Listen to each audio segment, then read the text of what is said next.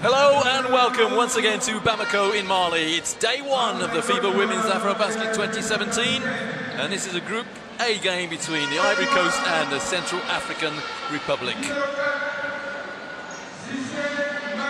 This Palais de Sports Salamatu Maïga seats 5,000 people. It will fill up, we're certain, when Mali play. But at the moment, the fans here have been making an awful lot of noise for the first game, which Senegal beat Guinea 105-39, and in the second game a terrific performance from a very young Egyptian team. They won 99-72 against the DR Congo. Well, this is the third game of this first day, and already those two teams have made a statement, particularly Egypt. We expected it of Senegal, the 11 times champions. But, there are two spots available for next year's FIBA Women's Basketball World Cup in Spain. The Ivory Coast, they've made the last 8 many times in recent years, with the notable exception of 2 years ago in 2015 in Cameroon. So they'll be looking to reach the latter stages of the competition again after an absence 2 years ago. On the other hand, Central African Republic, they'll be in unfamiliar territory from the off, because they're in this tournament for the first time since 1974. The Central African Republic have the odds stacked against them. They've got a wild card to be here, but they look as though they're up for the struggle. I'm Roy Birch, and with me is Teresa Brantlova, former Czech national team player. Teresa, let's say that the Ivory Coast are somewhat favourites against the less experienced Central African Republic. So, do you think the underdogs have the option of making a statement here? I think it's going to be an interesting game to watch. You know, it will depend how Central African Republic team is going to deal with the ace of Ivory Coast player Cote, who has done a great in 2011 championship. She averaged 14 points per game. 2013 in Mozambique, almost 15 games per game. So I think it's going to be interesting to see who's going to match her up and who's going to guard her. Also, Ivory Coast has got 2 wins in the warm-up games against Cameroon last week in Abidjan. So it could definitely play in their favor mentally into this first game of the championship. Well, the last time the Ivory Coast were here, or at this stage of the tournament, that is, it was in 2013 when they came 7th. Their record was 4 wins, 4 losses. And their best results over the course of the years, they have come 4th twice, once in 1977 and back in 2009. On the other hand, Central African Republic, they have actually medalled, but that was way back in the dawn of time. 1966, they won a bronze medal. Sadly for the, let's say the underdogs today, they're missing 2 key players. Alexandra Cote, who got 15.5 points a game in the qualifiers, and Cote's 2 sisters, Claudia and Mariama, are also absent. So coach Wilfried Yongo, the odds are stacked against him.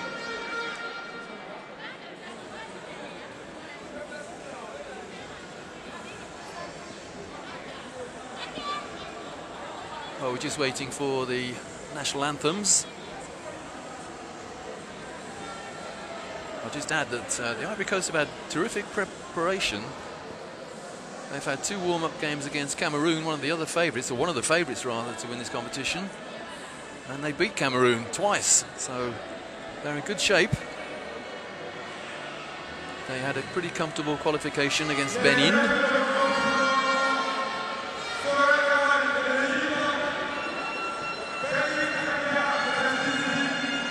Well, again, apologies. It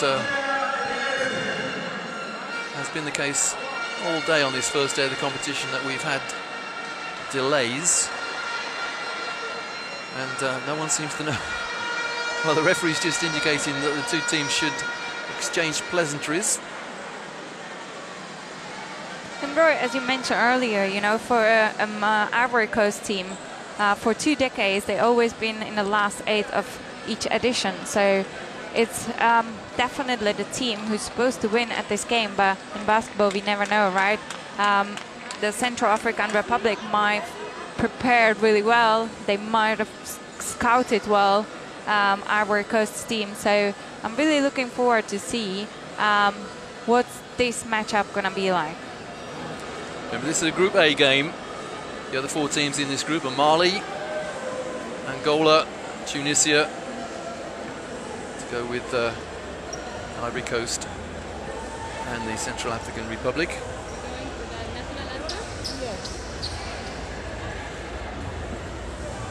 Well, we had this in the second game today when Egypt beat the Democratic Republic of Congo. There seems to be some confusion as to exactly the start time, and I think the problem is there's misunderstanding with the national anthems.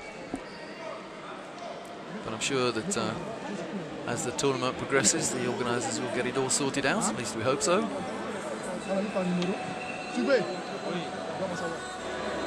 Anyway, gives the coaches a bit more time to prepare their team. Last minute talk, or we hope it's the last minute team talk anyway. Just repeat everything that's been said in the locker room. Yeah, but it's definitely not the best start into their game, you know. You're coming to play AfroBasket Women's Championship, and in your first game of the tournament you have to sit down before the game and just extend the time till everything is sorted. So that's definitely not a great beginning of this game for players. Yeah, they say you play basketball with the inside of your head, as well as your hands and your feet, obviously. And not the best psychological preparation for a team.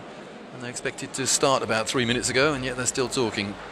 And usually, Tom, your concentration as well for the game, you know. So these little minutes, extra minutes, could cause the losing concentration in the game, even though I think these players are full professional and they will make sure that they're not going to lose their concentration. But as we said, not the best start of this game. Local dignitaries have the best seat in the house, nice comfortable armchairs.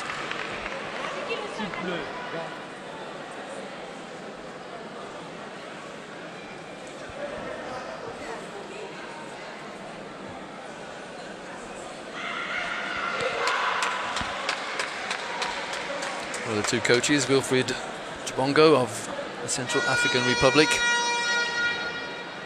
The last thing he wanted was to have a delay here. Indeed, his opposite number, Simon Gulot, the Frenchman, coaching Cote d'Ivoire, or as we're going to call them, the Ivory Coast. And just to mention, for a Central African Republic team, you know, they have 6 players returning from the qualification zone 4. So there's basically half of the team who played that qualification. So they seem to have a little experiences from these games. So hopefully they will bring it on the court against the Ivory Coast team. Third game of the day, day 1, here in Bamako. So that means 3 games remaining. Next it's Angola against Cameroon, and then the place should be rocking somewhat when Mali take on Tunisia, and the last game of the day, Mozambique against Nigeria.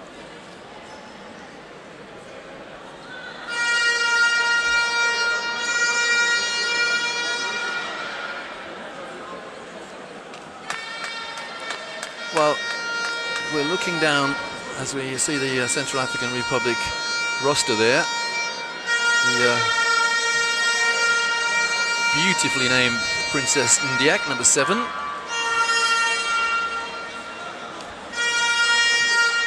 I think one of the problems was the Ivory Coast lineup. 2 sisters.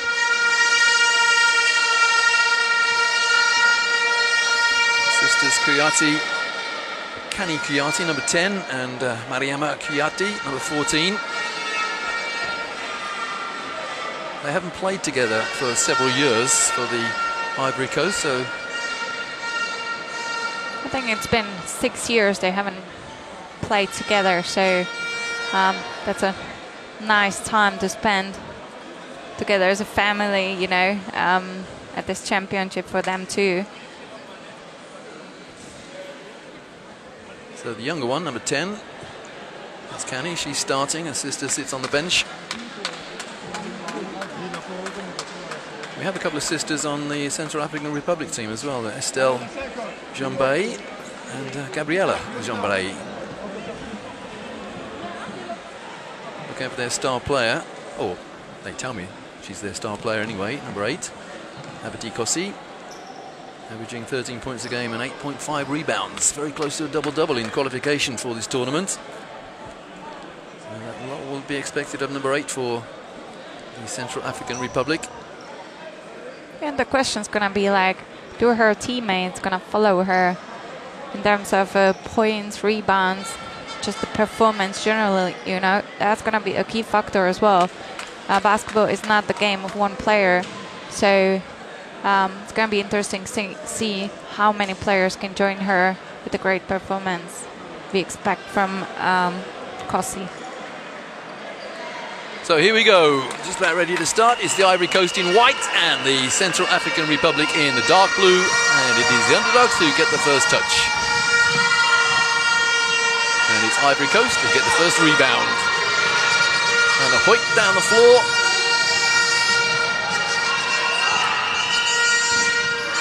And the first score of the game goes to the Ivory Coast. And that's Ivory Coast number 4, Mamik Cissé.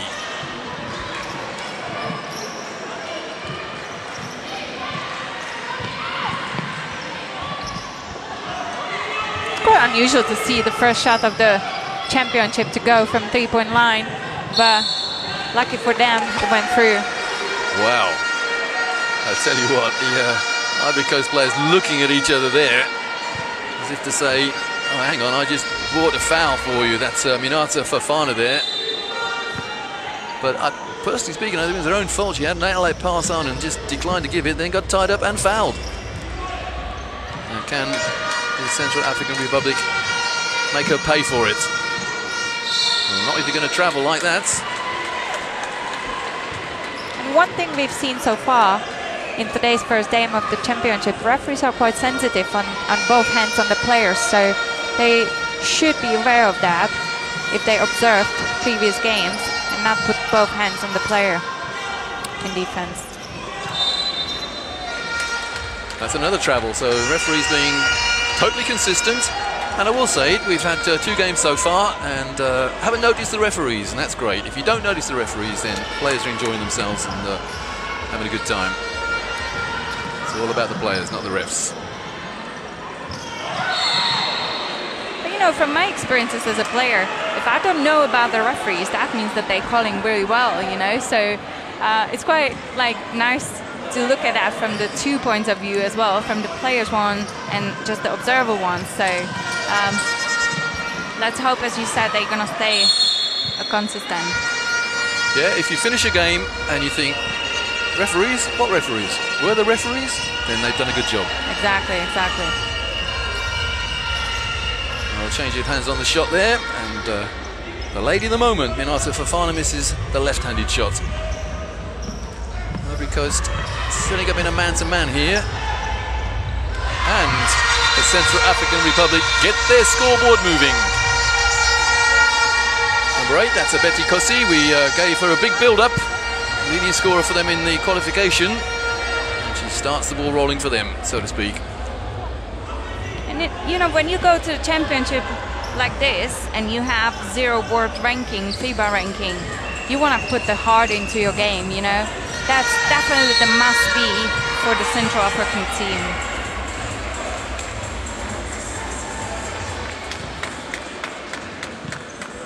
Well, she certainly is getting involved with the score at the moment. Minata Fofana on the foul line.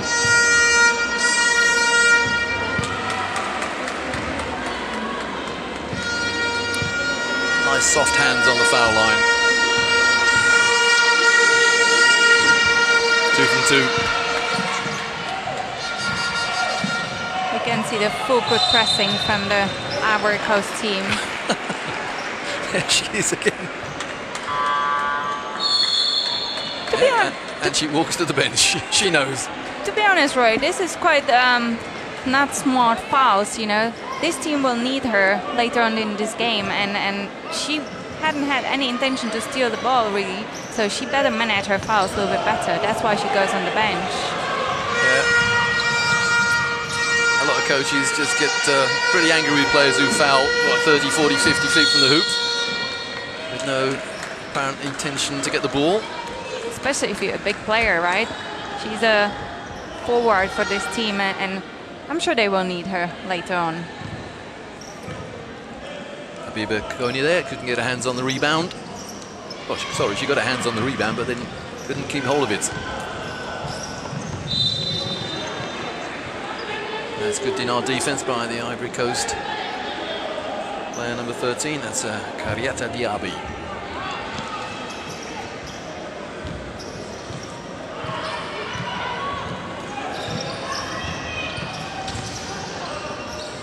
And the Ivory Coast are making the Central African Republic put the ball on the floor an awful lot. That's a second travelling violation against the team in blue, the Central African Republic. That's been great defense from Diaby Kariata. You know, both hands in the air, not giving the referees any doubt that she's been in the right position.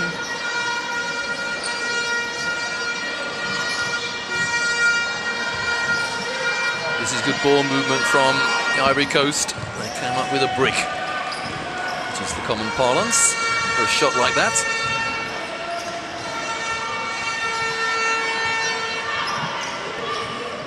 You can see the intention from Central African Republic's team to put the ball down under the rim. And you can also see the intent on the Ivory Coast to run the break. That's a well-executed fast break, finished off by Kariata Diaby.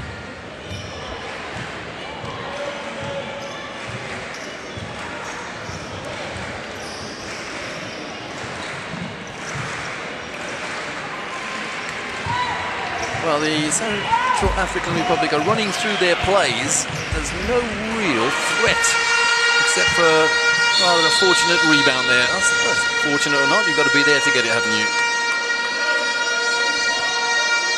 The referee just making sure the court is safe, because he's an object on the floor there. Well spotted, young man. And the Central African Republic want to make a substitution.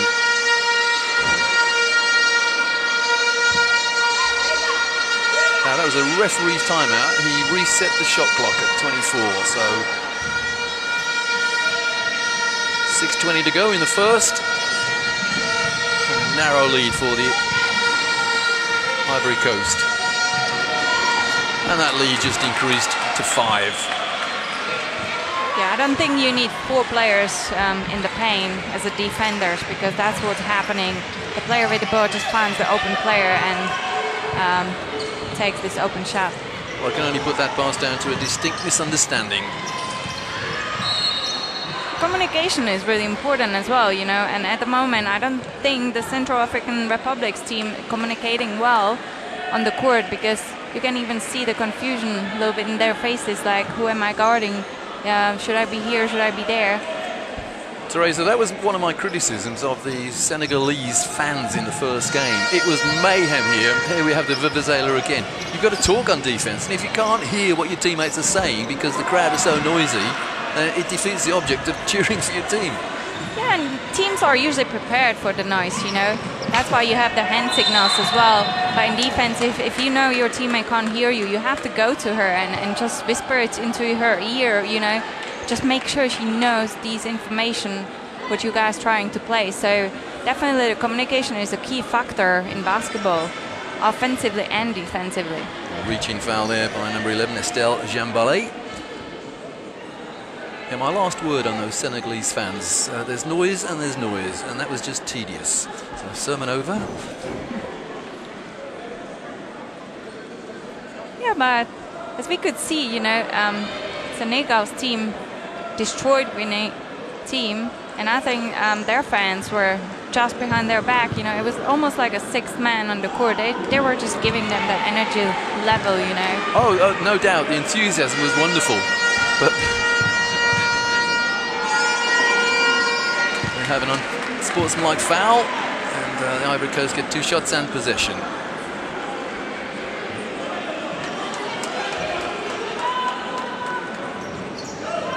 It just seems to me at the moment as the team with a basketball tradition against the team that haven't been in a big tournament for a long, long time.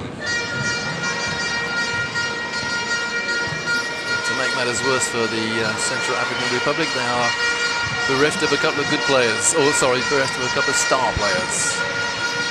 You can see Ivory Coast teams changing rhythm of the game. Previously, they played full court pressing. Now they just backed up into their defensive half court. Well, it was rather casual, that open 3-point shot. Missed by some distance. And the rebound wasn't converted either.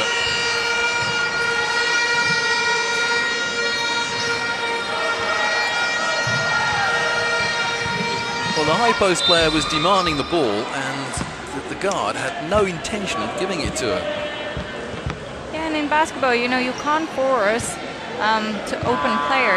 It has to come by itself, and if you don't have a right angle, just change the angle so you can pass to your big man who's really putting the effort down there to keep her defensive player on her back. So the Ivory Coast on the foul line.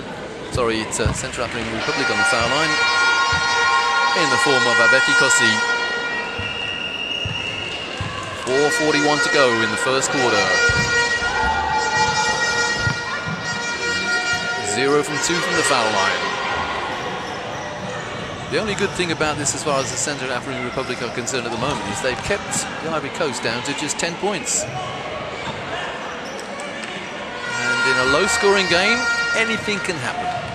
Yeah, but we see that the Central African Republic's team is not aiming really run the fast breaks. You know, they're just trying to play 5 against 5, get the time work in their favor during this game. And a wretched turnover results in 2 points for the Ivory Coast. And the Ivory Coast in the form of FIBA Cote. Well, they're getting into foul trouble though, the Ivory Coast. Well, actually both teams are on 3 team fouls in this first quarter. And there's the fast break finished off by FIBA Cote. And that's a holding foul, which puts the Ivory Coast in the penalty. Number 10, Kani Kuyati.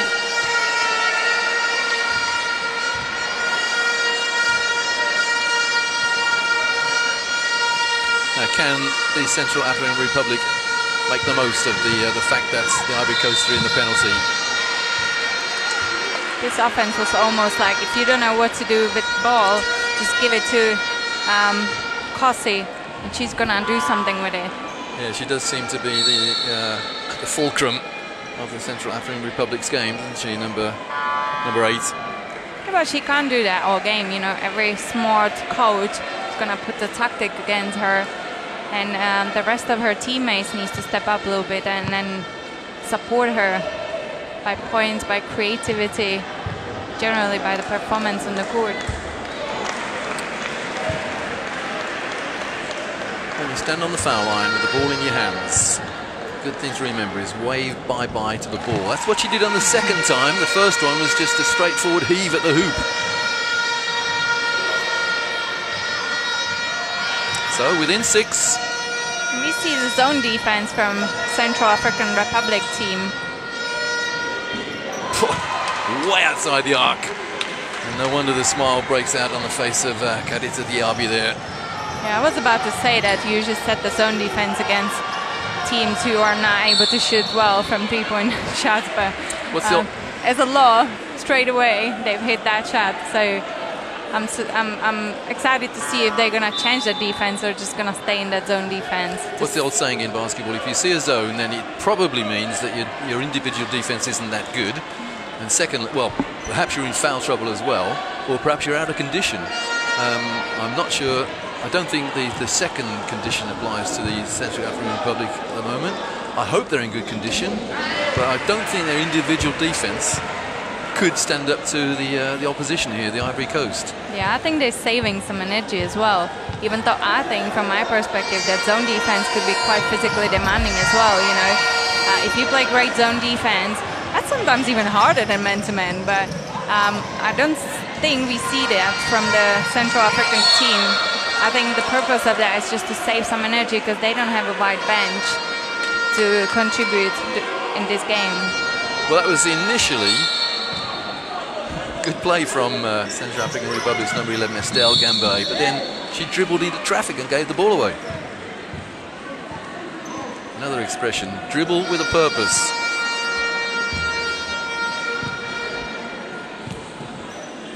The Ivory Coast end up on the foul line again.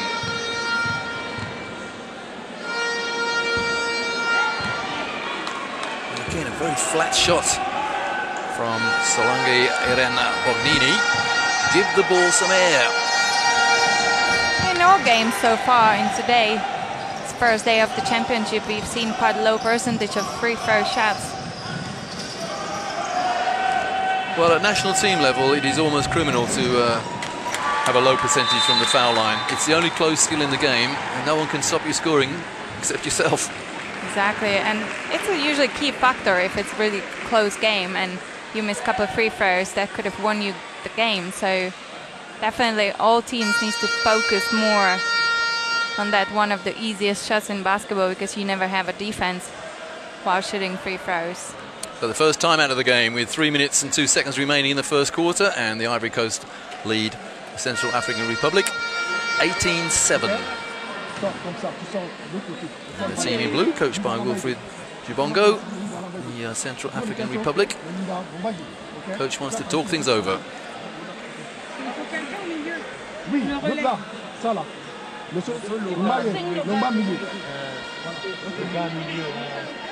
Almost seems like he's showing them how to run the fast break out of that zone defense, right? That first two players needs to go to the sidelines just to open up the space for the transition players coming into the offensive half court.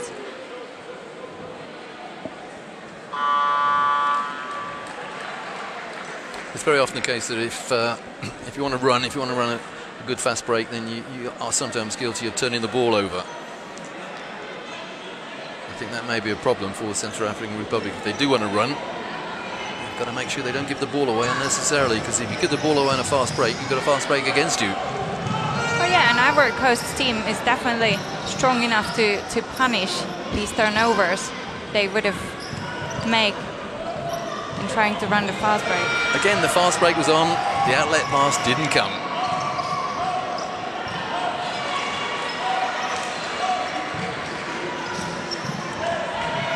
Oh, that's good defense on the low post. It's been great help from Cote Mariama. Open three, no problem. 21-7.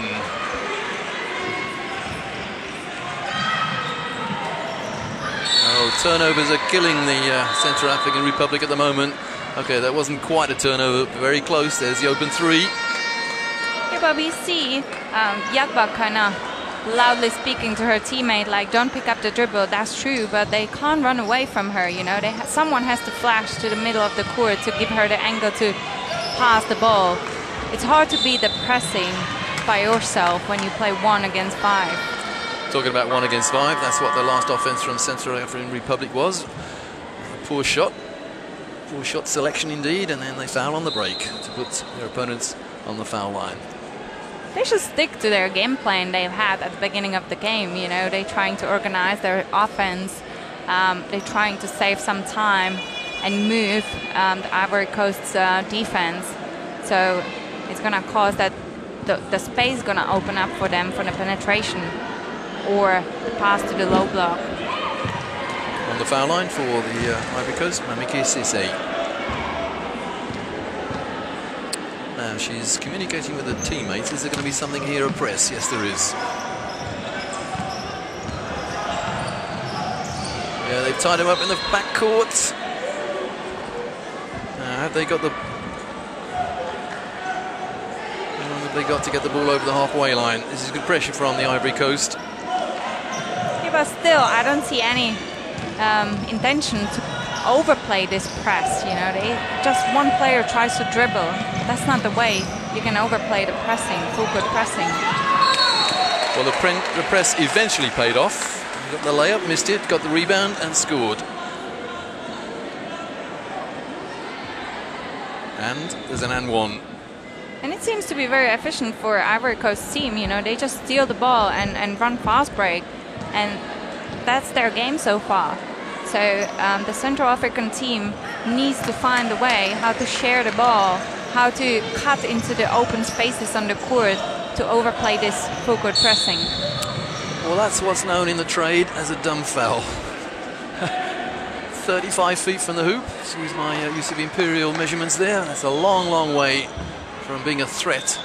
And Ivory Coast number 9, Jimmy Dejamel, fouls. And the team are in the penalty. So a possible 2 points here for the Central African Republic that they didn't really have to work for. Then again, she's got to put the foul shots in. And she fails to do the first thing.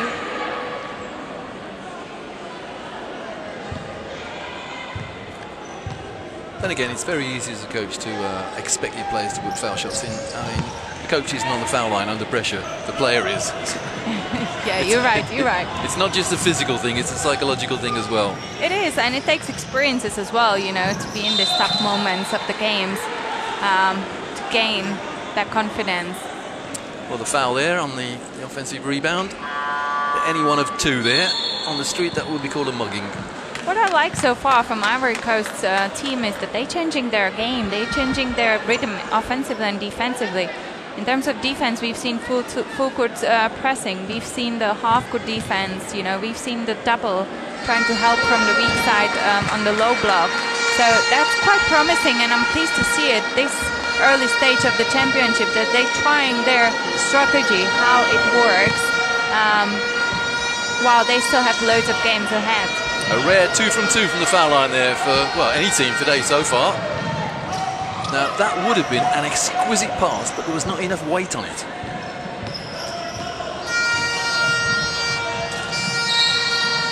Oh, my word, why foul there? The player was really going nowhere, and all that number 4 for the Central African Republic has done, that's Cote Kaleni, has put their opponent on the foul line. Yeah, I'm sure her experienced teammate Cote just told her, look, why are you fouling? She's behind the backboard. There's no angle she can score. You just need to focus on the pass and no fouling her. Again, though, there are mitigating circumstances for the Central African Republic. They've not been here for, well, 47 years, basically, here being the top tournament in women's basketball in Africa. So definitely lacking in experience.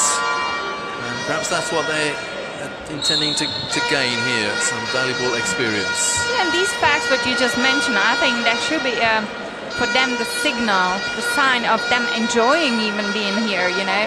That's just a privilege to play the AfroBasket woman, you know. So I'd love to see a little bit that enthusiasm, that enjoyable moment, you know, the joy of their game.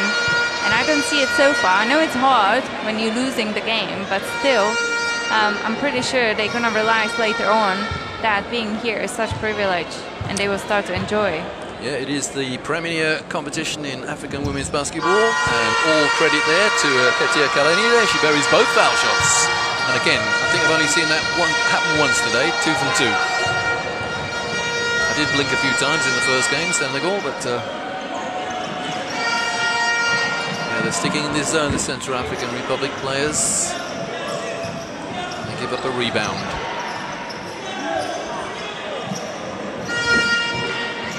Well, this time they do get the rebound. She's putting her heart and soul into it.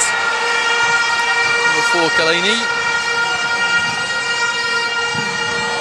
But then that's just head down and hope. And again. Oh, about to say that was a lovely fast break, but the ball slipped through the hands of the intended shooter. Secondary offense after fast break. Brilliant reading the floor from the Ivory Coast team. 40 seconds remaining, first quarter, and it's a 21-point lead for the Ivory Coast. Nice little give and go. And the ball then touched the equipment behind the backboard, so that's out of bounds. Yeah, Comba just wants so much, you know, to score that she kind of missed her open teammate right next to her. 4-second differential between game and shot clock at the end of the first. The Ivory Coast in command, leading by 21. Make that 24. 34 plays 10, 9 seconds. Defense the name of the game now for the Ivory Coast. Do not foul. Instructions from the coach. Now have the Central African Republic recognize the clock? No, they haven't. So 34-10. After 10 minutes, the Ivory Coast in complete control against the Central African Republic. Not been here for a couple of, well, they were last here 4 years ago. They missed the tournament when it was held in Cameroon back in 2015. And they want to make a statement here. They're leading the Central African Republic by 24 after 10 minutes.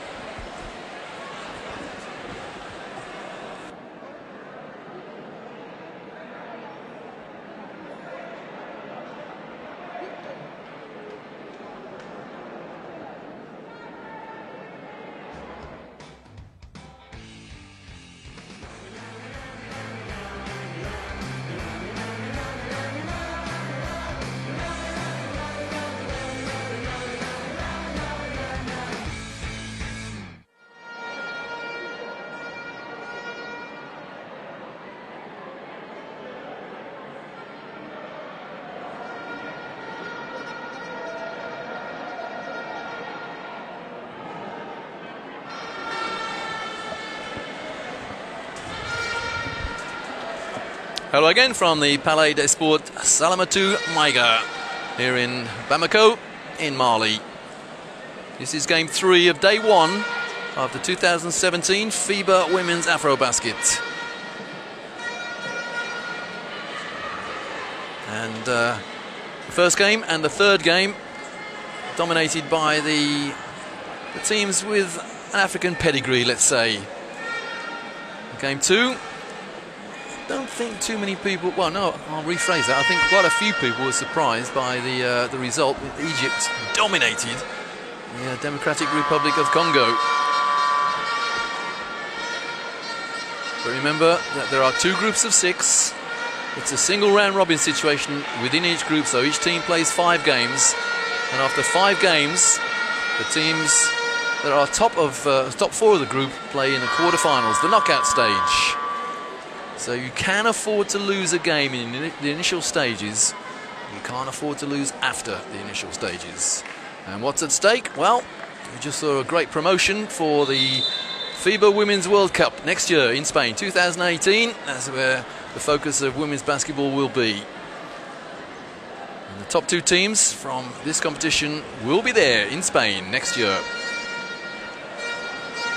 As you just mentioned, at these championships there are 6 teams aiming for the title this year, which is Angola, Cameroon, Mali, Mozambique, Nigeria and Senegal. You know, and the rest of the 6 teams definitely want to make their best to be in the final 8 to get the success into their history. And that's what we're seeing today in this game. Remember, it's the top team in each group after 5 games plays the 4th team after 5 games in the other group. And, well, surprises can happen, you never know. It happened 2 years ago. Angola won their group and lost in the semi-final. That's the beauty of basketball, the unpredictability, the uncertainty of end results. I'd like to say the result in this game is uncertain. I've seen comebacks before. I hope that Central African Republic will make a better fist of it than they're doing at the moment, but they do lack experience. Well, that's what's known in the trade as a prayer shot. But they get the rebound! Good start to the second quarter for the Central African Republic.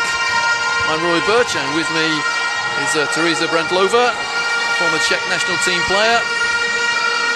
How do you think the 3 best teams we've seen so far would fare in Europe, Teresa? To be honest, I think Senegal would play quite competitive basketball against quite decent European teams. The thing that they have a couple of players in their roster playing the top European divisions. allows them to bring that style into this championship. And I think definitely Senegal could compete in that strong championships all over the Europe. The rest of them, you know, as you just said, beauty of basketball is unpredictable results, unpredictable situations, and I think it will be quite interesting, and I would love to see how much they can compete, the rest of the teams besides Senegal, to the rest of the European teams. Yeah, what stands out for me, the striking thing about the top teams in this competition, not just the level of basketball they play, but the athleticism.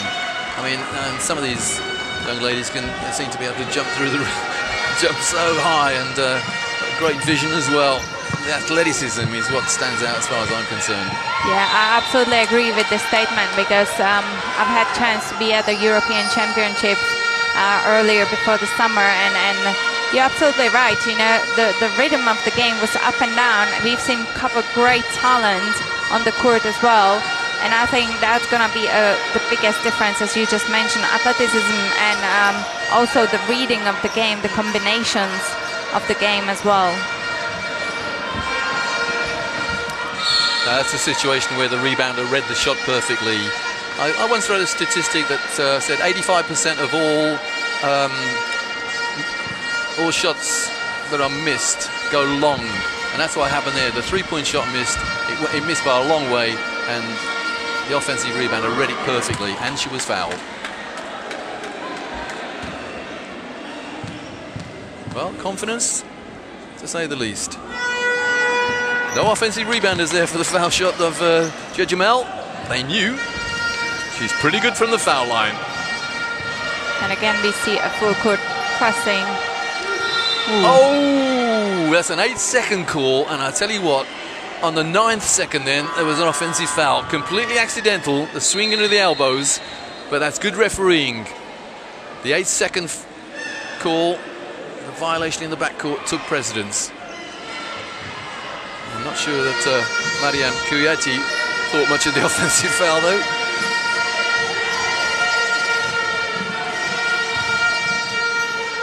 Well, that was terrific passing, but then it was also terrific swarming defense from the Central African Republic. Oh, you've got to get the ball inside. They had a perfect opportunity to get the ball into a one-on-one situation then, and they spurned the pass. Now we've seen the situation, two players posting up at the same spot, you know, and I think when they started the game with the set offense, that was so much more beneficial to them, because it didn't happen that two players stepped up into the same spot, and while they were sharing the ball a little bit more, it just brought them the options. At the moment, all they do is just one player decides to penetrate or just pass the ball inside where there's no space, and that doesn't bring any success so far. Good ball distribution from the Ivory Coast, and good rebounding as well. If you can't get two hands on the rebound, get one and keep it alive. And 15, having spent a short time on the bench in foul trouble, well, two fouls anyway, Fofana gets the easy rebound there. I think none of the players from Central African Republic can match up with Fofana. You know, she's way too big and strong for them down under the rim, so that will be interesting if Ivory Coast team's going to use this advantage down under the rim and give her as many balls as possible. I think that's an indication of the fact that the Ivory Coast have got good bench strength as well, because Fofana was in early foul trouble. Only two fouls, but she left the court early on, and it hasn't really affected their game. She is one of their star players. And the referee's seen something off the ball. No, stepped in the floor. Well, that is a sloppy turnover. No, it's a timeout, my mistake. I do the lady a disservice. Is this the second timeout called by the Central African Republic? They are trailing 12-40, and they have 6 minutes 56 seconds remaining in the first half.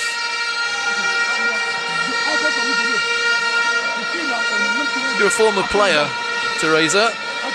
Any ambitions about going into coaching? And I ask that because what would you do if you were the coach of the Central African Republic team here? I would definitely try to remind them that you know, being here for the first time in 5 decades, that's a privilege. So start to enjoy the game a little bit. But what I'm missing is that that heart they need to put into the game. You know, that's why I said in the beginning of the game, when you're coming into the game against a stronger opponent, all you want to do is to put effort in it, you know, to follow the strategy, the game plan you have, and try to play aggressive defense against this team to make it uncomfortable for them and painful for them to play against us, you know, because we are human beings, and they also will cause them the troubles by this aggressivity, you know, and they will probably, you know, by this aggressivity, they will make the Ivory Coast team make mistakes. You know, at the moment, I feel that they let them play what they want. So I would definitely say my team change the rhythm of the game. You know, get them out of their rhythm. Okay, now answer the first part of the question. Any ambitions to be a coach? Yes, yes. Why not? Excellent, of course. excellent, Yeah, great. I'm already coaching at the summer camps. So. Right. While time's allowing me, you know, so definitely my ambitions are to get into the coaching, because basketball is my life, and I've been studying also the basketball for years, and I'm really enjoying observing and coaching. Well, I'll take you back to my coaching career. I learned so much from someone who I consider to be one of the best coaches in history. Pat Summitt, as she was, her maiden name, wonderful coach, and did women's basketball a great service. And I will just confirm your words, you know, the best way to learn is to talk to the best coaches, you know, to ask questions these people, what they've been through, just to gain the experiences from the experiences, I believe is the best way to learn. And that's the same way on the court we've seen in here. We have a couple teams having experienced players and a couple players being unexperienced. And I think what they need to be doing is to use the time you have, you know, and talk to them about their experiences. What can you improve, how you can help them, and talking, you know, again, be back to communication. Yeah. I saw a foul marker go up against number 15 then, and I thought, in a dreadful moment, that it was for Fana, number 15. But no, I was mistaken. Again, just to finish off that conversation, Pat Summitt Head, you say you learn things from coaches, you talk to them. I talked to her, and I said, why are your girls better shooters than mine? And she said, because we use the small ball, the size 6 ball. And I know you don't particularly appreciate that, but that's the difference. And one of the major differences, obviously, except for the size and quickness, but women here and all over the world now are playing with a size 6 ball instead of a size 7. And I think that's a great thing. I would love to disagree, Ro, seriously, because, you know, me as a player, in the middle of your career to get into your hands a smaller ball, as a shooter, as I used to be, it's definitely a big discomfort. And it took me a year even to adjust to that size of the ball. But I agree, there's not every woman could have played with the size 7. And even here we can observe that there are different techniques of the shots, and the size of ball, it could be a key factor in the percentage and you know, and the success of the shooting in here.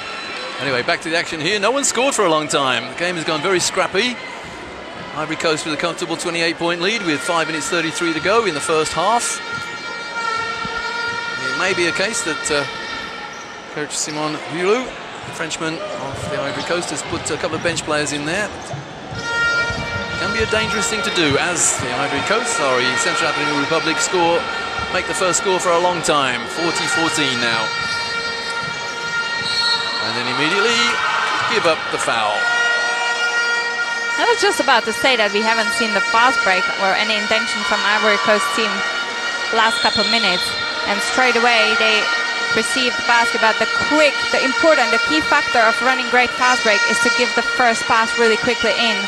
To give the opportunity to hit the open player on the other side of the court. So 2 shots to the Ivory Coast, because Central African Republic have been in the penalty for some time now. Ivory Coast 1 foul in this quarter. On the foul line, Lemike Cisse.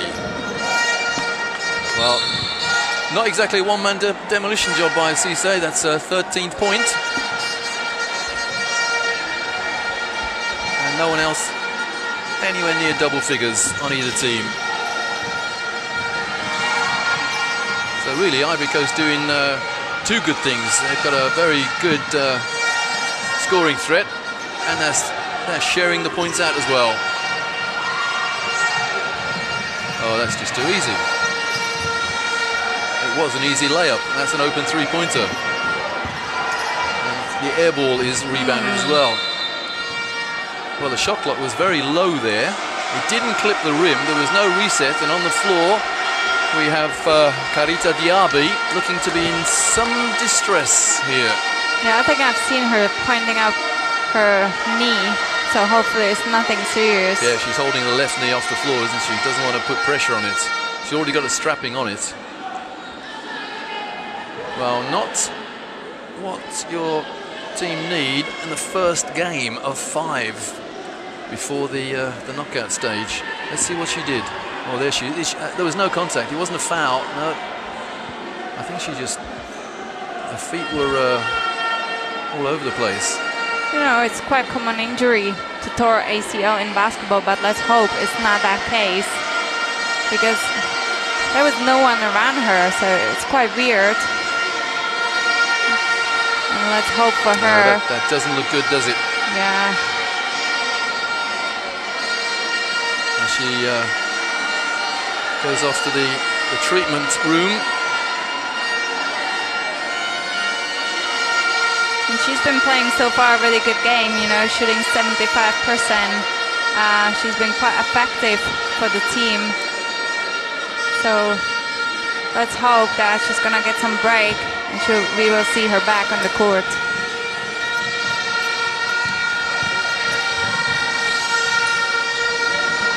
Sweet play. Lovely pass there from Awa Ajikoni, and the shooter was open and buried the jumper. That's their first score for some time though, Ivory Coast. Well, that was completely off balance, but she still scored. Kissed it off the glass. Not sure she meant to, but she did. Yeah, but that's what it counts, right? No matter how you score, once you score, 2 points counts in your favor. I wouldn't recommend trying to copy that, though. Well, I think there might have been a change of mind there on the shot. That's been a brave penetration into the middle of the paint when there's usually like loads of players covering this spot, but none of the Central African Republic's players been there in this case to block this shot. Well, a similar situation at the other end, but resulted in a foul from Konya.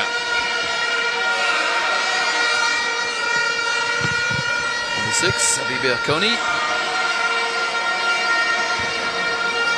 Well, she did everything right with her feet, but then reached in at the last second.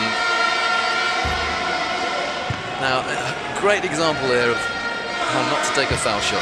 Don't watch the ball, focus on the rim.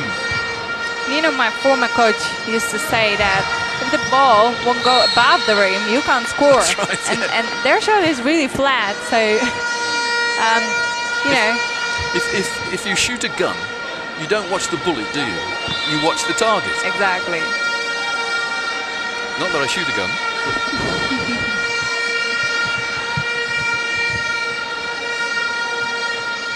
Endline ball, Central African Republic. Their first time in the competition for, well, 47 years. Well, they're putting a lot of effort into it, and that's a well-drawn foul. She just shows the Fofana, experiences. third foul. Yeah. You know, Cote right now just show the experiences, because I'm sure she's fully aware of that Fofana has third foul, and she just basically provoked her to foul her by that great strong penetration to the basket. Abeti Kosi on the foul line, very experienced player, probably the most experienced player for the Central African Republic, doing a great job.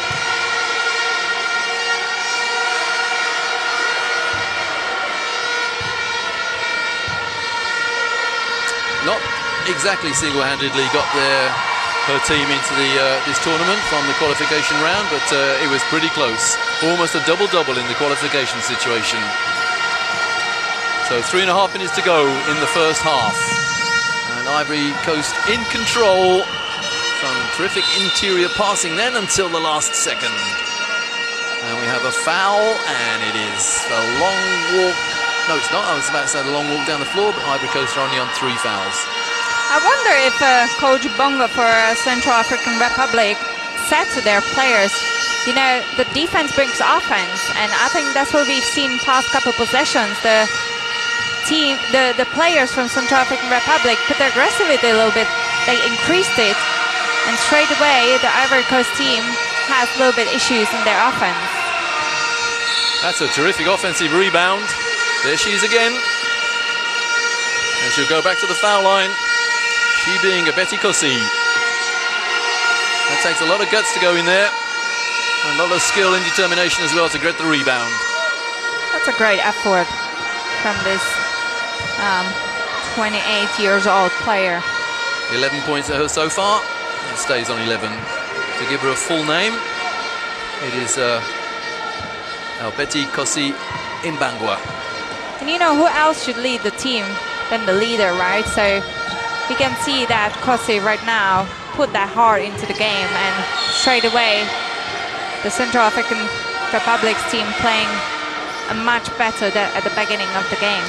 I'll tell you what, Teresa, Simon Gulio, coach of Ivory Coast, he'll be happy with the score, but he'll be not particularly happy with giving up offensive rebounds like that. And, well, Central African Republic didn't make the most of it, but they should never give up a rebound like that. Yeah, I absolutely agree with you, Roy. And what's also interesting is that they allowed Ivory Coast to score 34 points in the first quarter, which is a crazy number, you know, and so far in this second quarter they allowed them to score only 12. There she is again.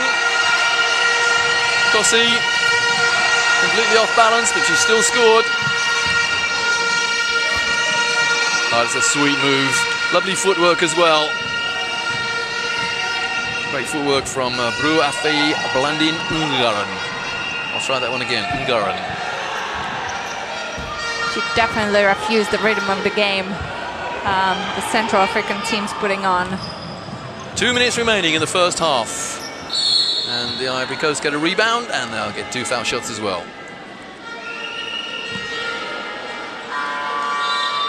You know, in basketball, you have to stay consistent with your performance 40 minutes of the game. There's no time to rest, pretty much. And I think that's going to be a great learning lesson for Central African Republic's team today. You know, they have moments when they put the effort on, and they kind of increase their intensity of the game as well. And they can see that, you know, they provoking Ivory Coast team making mistakes as well. But they would have to keep it up consistent for 40 minutes, which we're not seeing so far. Referee just checking that both teams are in the penalty there.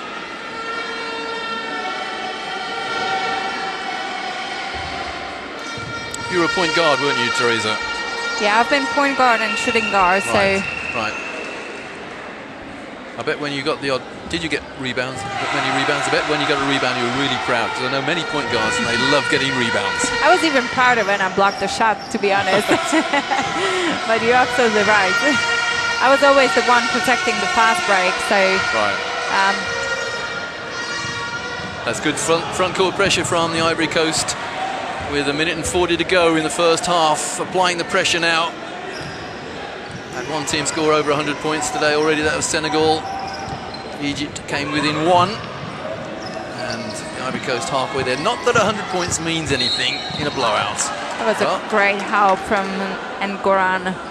It was a great stepping into the baseline and allow the Central African player to drive. So, a well-earned break for Betty Cote. She goes out for the Central African Republic, having scored 13 points, which is 65% of her team's points. And she's going to get an elongated break before half-time. It's been actually the similar action as at the other side, but you know, the weak side defense overslept on the wing position, and she didn't drop down into the paint to help for the extra pass. In the grand scheme of things, that was terrific defense from the Ivory Coast. They made the dribbler go very, very close to the sideline. What they were trying to get was force a turnover. They very nearly did. In the end, they forced a bad shot. So that is terrific defense. And we can see both teams are forcing the players to go to the sideline.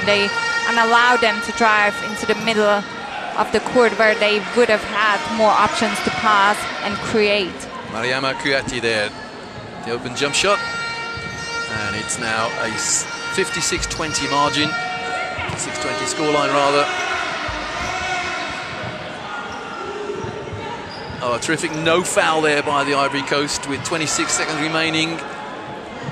Shot clock was reset to 14 with the offensive rebound, but now the shot clock has been turned off at the end of the first half. Oh, great passing, very unselfish play, and that's a long two which misses. And now with 10 seconds to go in the first half. And we have foul shots again. Well, she got a very short break on the bench, but now she's back on the foul line. Credits to Cote, seriously, like to take the ball at the one end of the court and dribble all the way through to another. That's just amazing effort, you know, but no credit to Ivory Coast team that they allowed her to do that, you know, in the end of the first half of this game. 14 points, make it 15. Game's leading scorer so far. That is Abeti Kosi. And that's an offensive foul.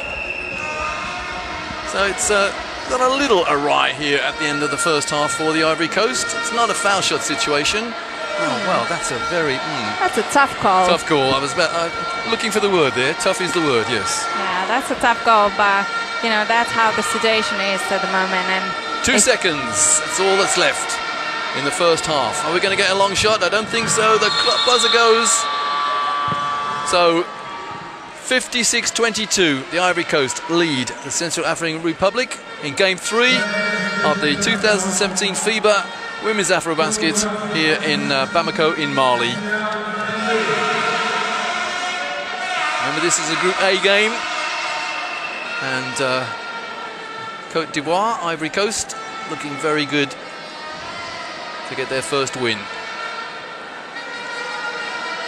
So after a slow start in which the Ivory Coast struggled to really make a statement here, I think it was something like 12-5 for a long time, and then suddenly the sluice gates opened and off they went on the fast break and inside as well, and began spraying the ball around, and it does help when you hit a couple of threes in a row. The inexperience of the Central African Republic was there for all to see. They're here for the first time since, or here at this prestigious tournament for the first time since 1974. Okay, the Ivory Coast missed the tournament in 2015, but they're back here with a bang. They're almost a one-man band for the Central African Republic. It's Abeti Kosi is the leading scorer in the game. She's got 15 points, but 15 of 22 means that the rest of the team are not really contributing an awful lot on the scoreboard. But 56 points for the Ivory Coast with their leader, number 4, Mamake Sissi. She's on 14 points. Well, these are highlights of the first 2 quarters here in Game 3 of Day 1 of the 2017 FIBA AfroBasket for women. The most important, most prestigious tournament in Africa, and of course what's at stake, 2 places in Spain and the World Cup next year. Well, we'll take a break, but make sure you're back with us here for the start of the second half. It's 56-22, the Ivory Coast are in the lead.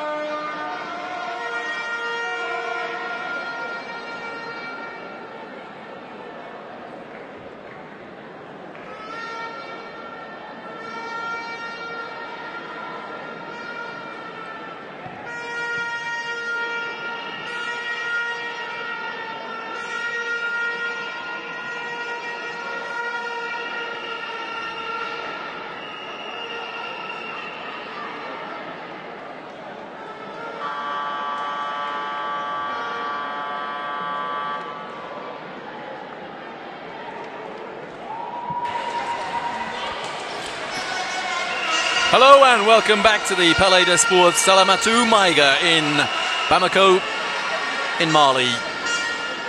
This is game 3 in Group A of the 2017 FIBA Women's AfroBasket.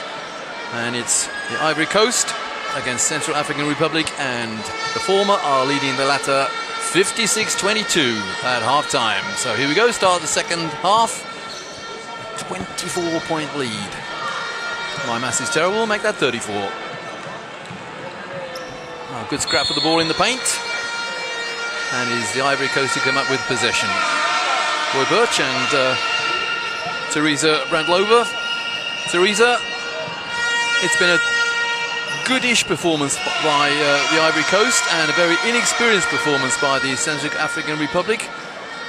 What are the good points so far for the team that's trailing, do you think? I think for Ivory Coast, it's great to see that they're trying different strategies offensively and defensively at this early stage of the championship. What's promising is to see that the Central African Republic, you know, I'm happy to see them in here at this championship, but what will be interesting to see if they put the strategy together to overplay that pressing of Ivory Coast, because this pressing lead them to 17 turnovers at the halftime, which is a crazy number for a team to make 17 in a half time, because if we just double it by the second half, that would have been 34 turnovers per game. And you know, I think that's definitely one of the key factors that the Central African Republic's team needs to improve. They need to decrease the turnovers the second half to be able to cope with the pressing of the Ivory Coast team. Yeah, turnovers kill any team, don't they? If you give the ball away, you can't score. Simple as that. And a team like the Central African Republic just give the ball away with gay abandon almost. In mitigation, they are without one of their better players, Alexandra Cote, who got 15.5 points per game in the qualifiers. She's missing. Also a couple of other good players missing. But luckily for them, if that's the right expression, Betty Kossi is playing. And there she is, 13 points a game and 8.5 rebounds in the qualification. And today she's almost there, 15 points in the first half and 7 rebounds. So well on her way to a double-double. But the star player of the Central African Republic. For the Ivory Coast, it is Mamik Cissé, who's got 14 points and 5 rebounds. But the rest of the team are helping as well. They're scoring points, whereas you cannot say that about the Central African Republic. Yeah, but as you said, back to Central African Republic's player Kossi, who's been such important element of this team at the qualification and also in today's game. You know, we would love to see the rest of the players to step up as well and help her in this performance. 2 points from the foul line there for Abibi Kone, and the full court pressure is still up the floor for the Ivory Coast. But when they regroup in the paint, they commit the foul. They're lucky that the Ivory Coast team just committed a foul right now, because that could have been a wide open shot under the rim if you know, the Central African team's player have seen her teammate wide open under the rim. Well, coach Simon Goulou, the Frenchman coaching the Ivory Coast, doesn't like what he's seen in the first minute and a half or so of this second half. He's called a timeout with his team leading 58-24. He wants to talk it over. I suspect he's a little bit annoyed. Everything he said in the locker room went out the window. They must probably done something completely opposite what they said to each other at the changing room, because, you know, to take a timeout after a minute and a half of the second half of the game, that's quite questionable. And really, they know why this early timeout at this stage of the game. Well, the appealing gesture there from Coach Guilou. And I tell you what, his opposite number, Wilfried Bongo, wasn't that pleased either. So let's see if that makes a difference. There are the fans of the Ivory Coast, I think. Not quite as noisy as the fans of Senegal, thank heavens. That is if you don't want to get headache. Another flat shot there from Nina Kumba. And the second one, she rectifies the problem.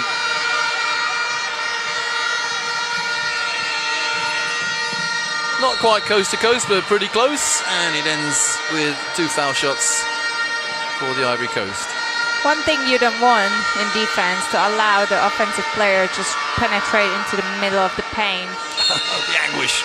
Where are the big players? Where are, Central African Republic's big players to smash this little girl down under the rim, They usually say, get out of my house, but they allowed her to get there, so... I gather you like a tough game.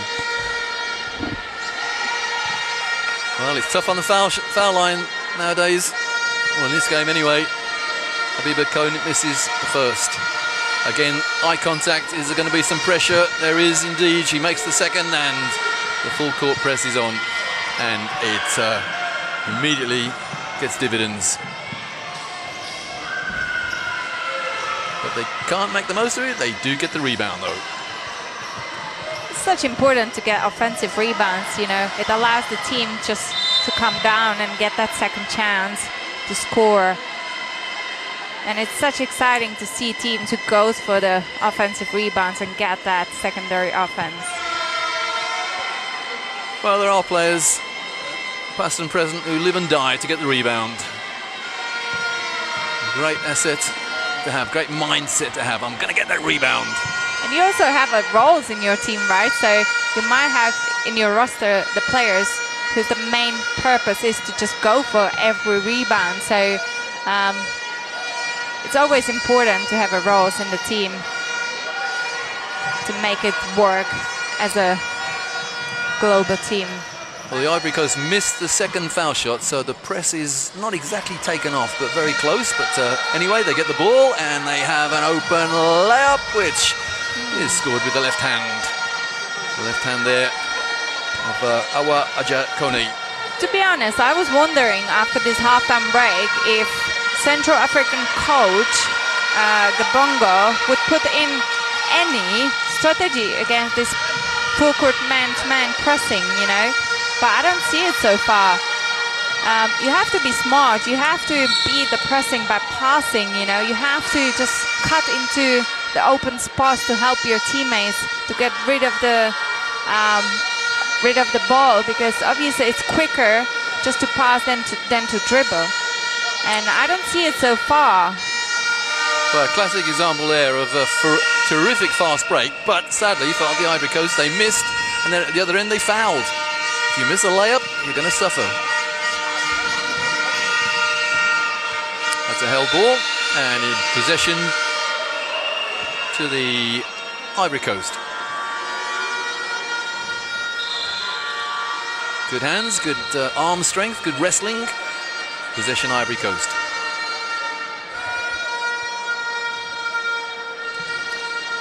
You can talk about all the skills in the game. Talk about shooting, passing, dribbling, setting screens. But if you haven't got the desire, then you're missing an awful lot in this great game of basketball. Well, that's a foot violation. Kicking it, so possession to Central African Republic. Yeah, I can only agree with that. The desire is the key factor for the teams who are not the favorites in the games, Well, that was what was so impressive about Egypt today. They had a lot of desire.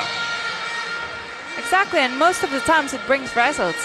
It brings it on your... It plays in your favor, It brings the energy level, And to be honest, if I ever gonna be a coach, that's going to be a must-be from my players, What do you mean, if?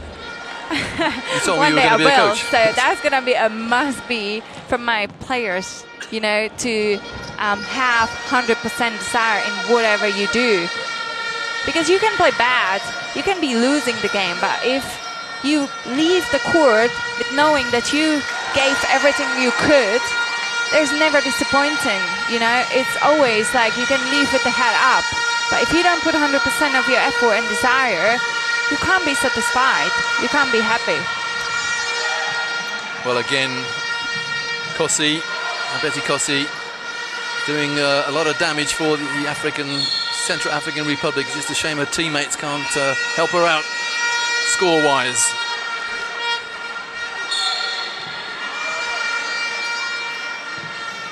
Yeah, she's always a threat. Just as I say that, she turns the ball over. And then fouls. No, she hasn't. No, it wasn't her. Sorry, it wasn't her who fouled. It was number 5. That's Nina Kumba. Yeah.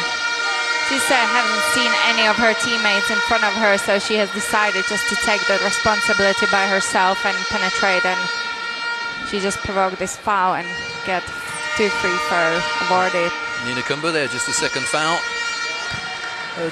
One player on 4 fouls on the Central African Republic team. And that is Winnie Mbonga.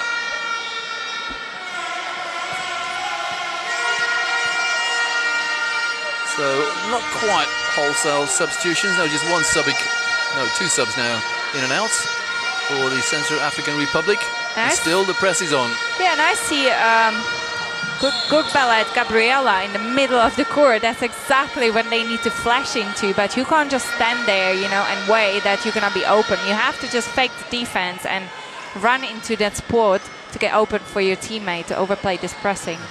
When I was coaching in the dawn of time, or before the dawn of time, I used to call that a lighthouse press break. Someone flashing into the middle of the floor, receiving the pass and spraying it out. Doesn't seem to be an awful lot of organisation on the Central African Republic press break, does it?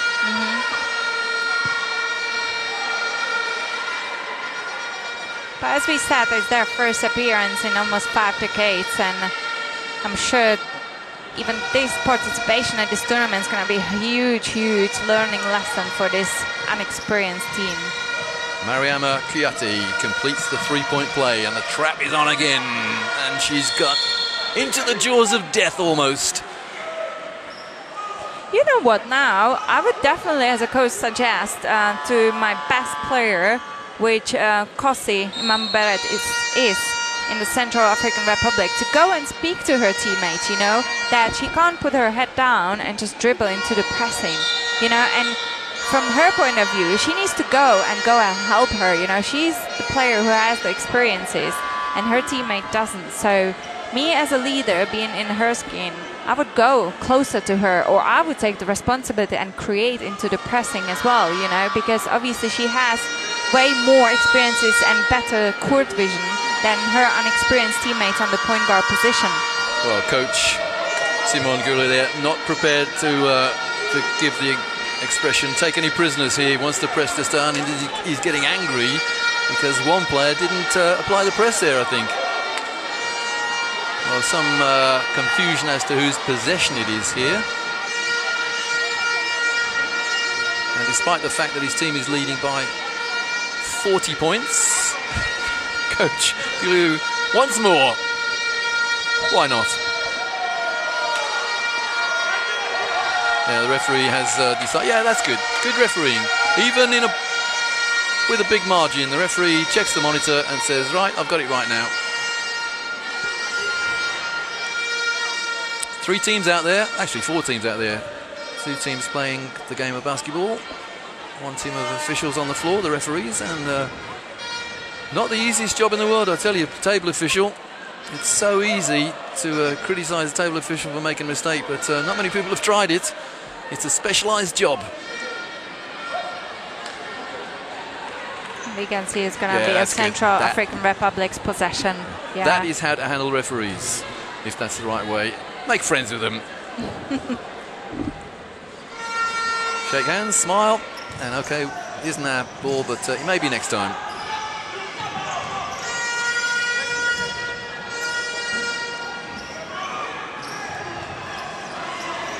That's great scrambling. Fast, yeah. That's a travel on the break. Well, the referee was right on the spot, and Abiba Kone just got ahead of herself. Just over 5 minutes remaining in the 3rd quarter, and the Central African Republic have problems. They're trailing by 40, but they get a rebound and they'll go to the foul line.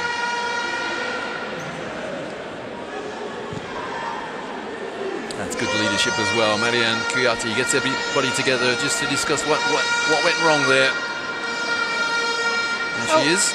It always gives a little time, the team bond, you know, to get back together when things doesn't go your way. So it's a great leadership skills just demonstrated by this older sister of the leader of this team.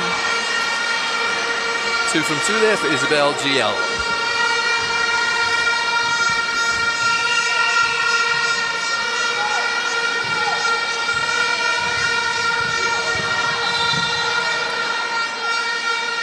Who me? That's possibly the most common expression in the game of basketball. And again, both hands on the player, you know, it's automatically foul in basketball, so no discussion about this foul, about this call. Foul called against Deborah Ayen.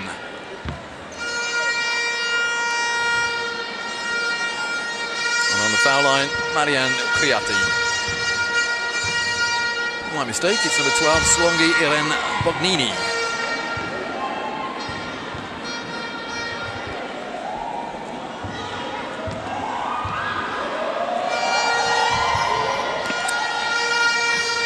Well, a flat shot, but it still went in. Pick your dribble up and you're in trouble. And that was 7 seconds in the backcourt. That was a last-second release. But you know, that's exactly what I spoke about, that the most experienced players of Central African Republic, Cote, needs to go and take her responsibility in overplaying this pressing defense from Ivory Coast. Eventually, the Central African Republic find an open player who lays it up. Yeah, one of the things I remember about one of the best coaches in history, a guy called John Wooden, who used to coach UCAA, put on well, endless varieties of pressure, but one of his main aims on that press was to when a team thinks they've eventually beaten the press, they get the ball over the halfway line and then they give it up. I mean, that's, you know, the job of the press is to get in the minds of the team you're pressing against. Yeah, to wait for that moment they think it's over. Oh, we've beaten the press. Oh, it's gone. Exactly. It's been an excellent coach, actually, very inspiring.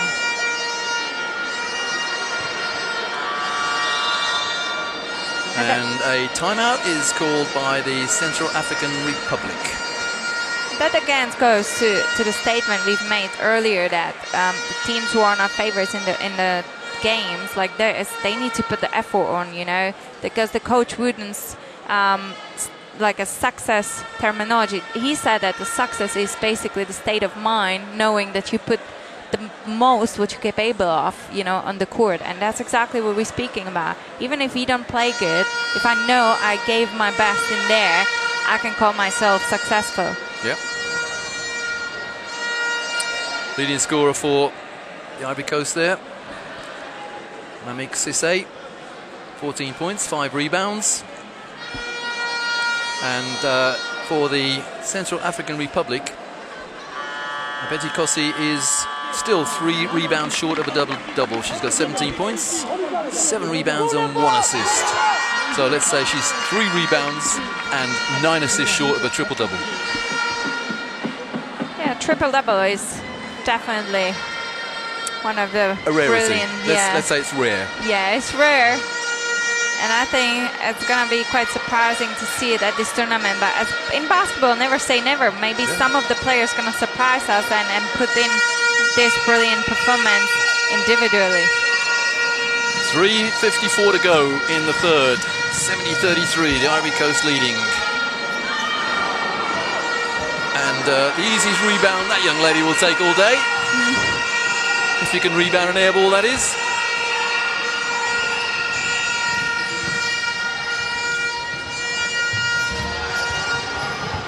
That's good boards by the Ivory Coast.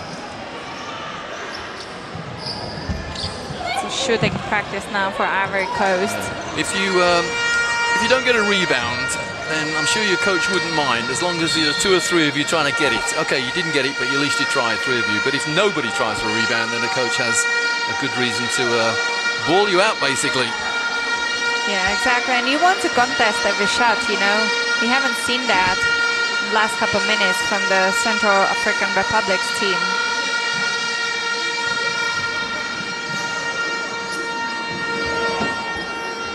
Inside position. Coach won't like that. The Central African Republic player, number 10, Cloudy Kokito. Yagba Kokito. Someone let her inside and she got an easy 2 points.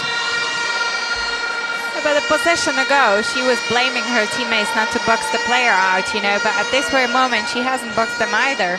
So it's always good to lead by example. Earlier on, Tracy, you were talking about communication. There's no communication there from the Central African Republic. Okay, someone beat one of their players and help came across but didn't say anything. So she didn't know the help was there.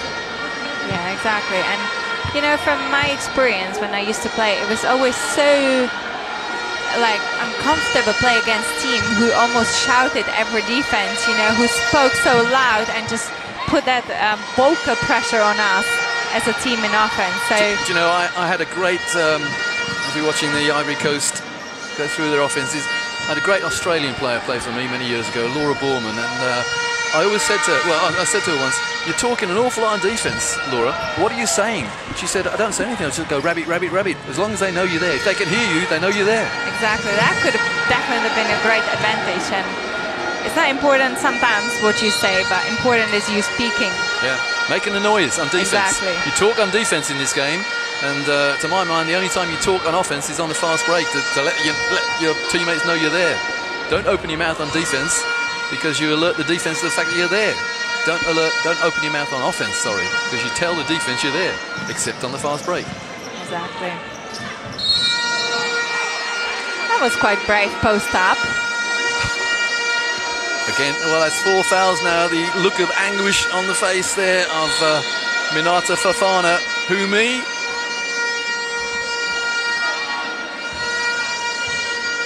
Well, referee not interested in discussing it. Well, Fafana thought it was her. Who's the foul gone against? I think... No, it's not Fafana. She's on 3 still. So the look of anguish was not correct. One thing what this number 5 player, Komba from Central African Republic, has is the will to score. No matter of her disadvantages, in terms of her body, high and stuff, she always has a will to score. Great trailing play there from Fafana. Oh, and then she rips the ball out of an opponent's hands. And straight to the hoop, no problem. 4 points with that reply for Fafana. She's got the bit between her teeth now. 1 minute 40 to go in the third. Oh, that is the ball's bouncing in the backcourt, never mind.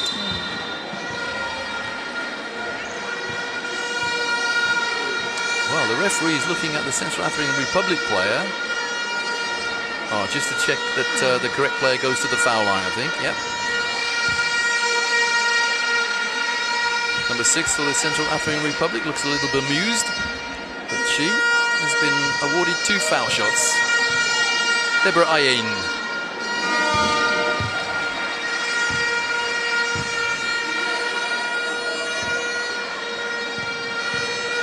And that, I think, is her first point of the game, and her second.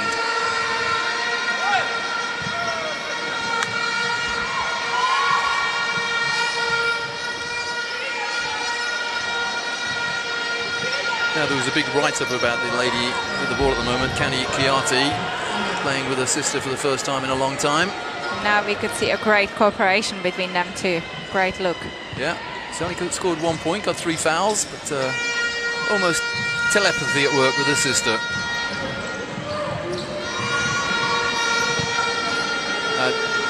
Had they scored then, would that have been an assist? Ticking down to the last minute of the third quarter.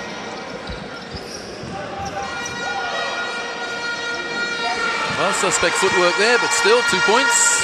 No credits to Central African Republic's team, because again, they've got the second option to score, which they just did, but they have 15 offensive rebounds so far in this game, which definitely tells you that they do want to be in this game, you know, they want to fight this Ivory Coast team.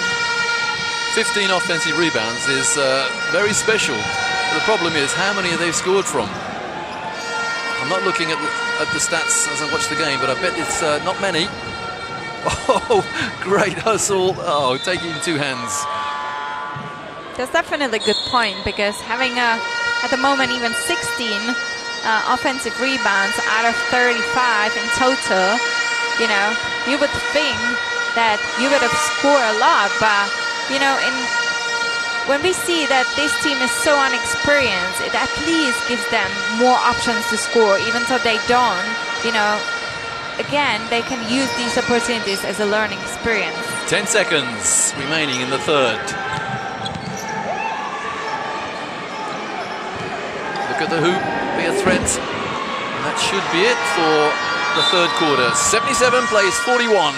The Ivory Coast leading against the Central African Republic in Game 3 of Day 1 of the 2017 FIBA Women's AfroBasket.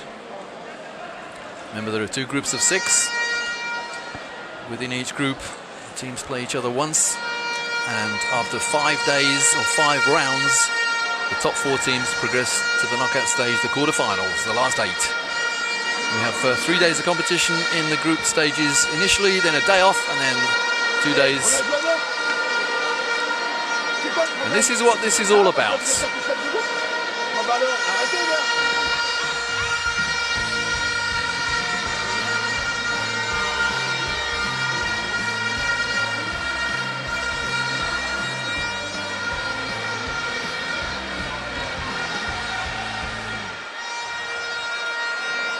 So if you're planning your holidays for 2018, make sure they're in June, July or August, because in September it's the Women's World Cup in Spain. Wonderful competition, 16 teams, the best 16 teams in women's basketball. And the holders, the United States, they will know that there is competition for that gold medal. 2 teams from here in Bamako, in Mali, will join 14 other teams in Spain, September 2018. Watching highlights of the third quarter. And that third quarter ended with the Ivory Coast, they're in white. They are leading 77-41.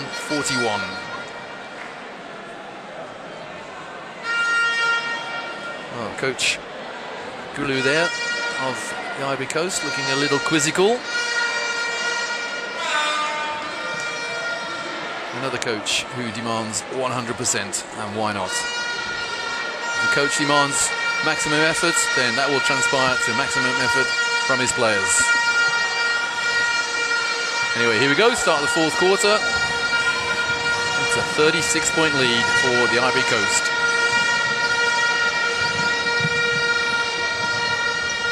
Interesting fact is that in the just past third quarter, it was just a 2 points difference between these two teams. It was 21-19 in third quarter, which definitely, you know, gives the credit to Central African Republic team, because they can see they can play, you know, against the teams. If they put the effort into it, they eliminate their turnovers in the game, it's going to give them some more options to create offensively as well. Well, the old adage in basketball is if you can keep a game close, you can win. But if you're losing by 30 points at half-time, then you've given yourself not much chance.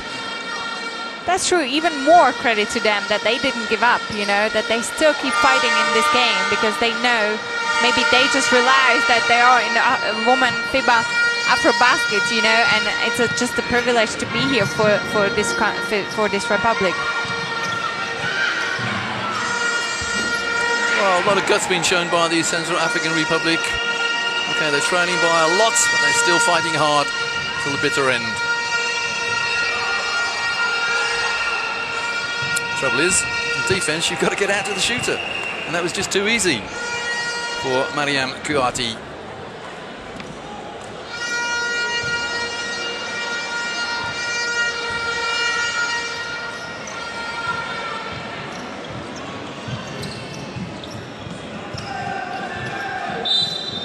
Well, that's a well-drawn foul, and I tell you what, shooting with the left hand there for a player whose dominant hand is a right hand. She's got an and one as well. but there's been a mistake from the defender, you know, to allow this middle penetration from Kissy. Ketia Kalani gets an N1. And Kani Cote of the Ivory Coast has a look of pained desperation on her face. Pained disbelief, perhaps. Well, the N1 is not completed.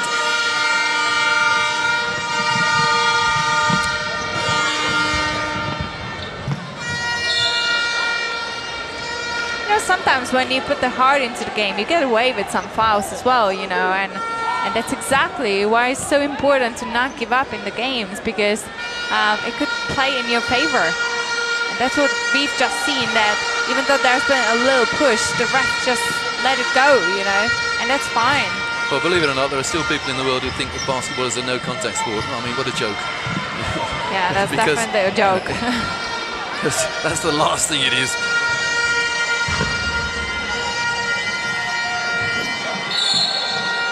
A little push there. That's a tough decision. Well, it was an attempted box out, and the box out fails, so a little push followed it, I think.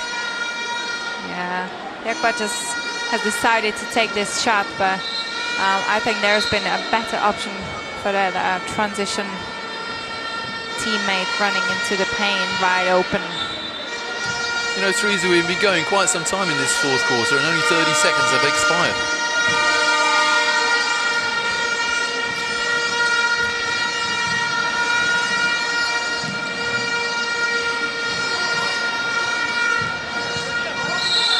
Offensive foul, little spin and a handoff. She's not happy about this decision. No. 17 points, 8 rebounds, 1 assist, and 3 fouls for Abeti Kosi. Let's say that.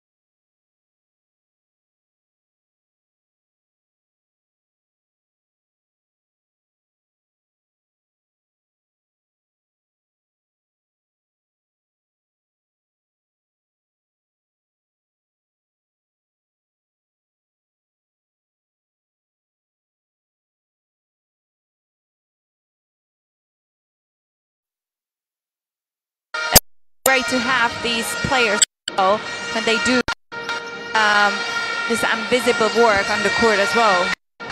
Do you know what's better than siblings, sisters and brothers playing together? Identical twins.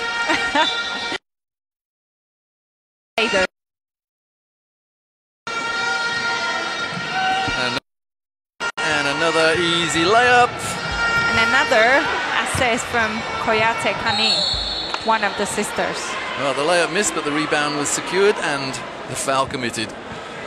One or two of the Central African Republic players looking a little weary now.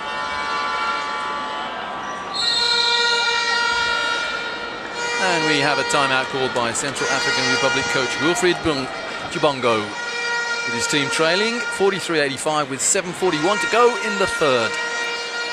And what's more, his team, CAF, are in the penalty. That's quite early to be in the penalty for the last quarter of the game. There's still almost 8 minutes to go. And Ivory Coast players going to go on the free throw line anytime there will be a foul committed on them. That's very early. Well, Central African Republic have lost one player, fouled out. That's Winnie Mbonga. And they have 4 players on 3. No one on 4 as yet. Number 10 for the Ivory Coast, Kani Kiate, is on 4, and they have another 4 players on 3.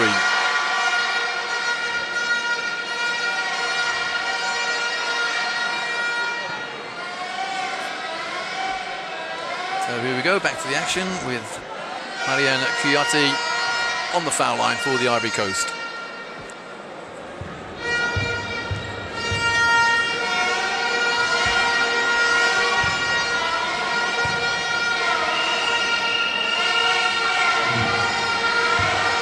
My apologies for the misidentification there. It's Minato Fofana.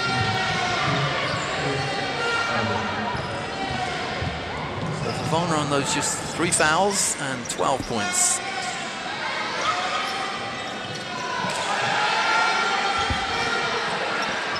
Oh, good rebound against players considerably taller than her.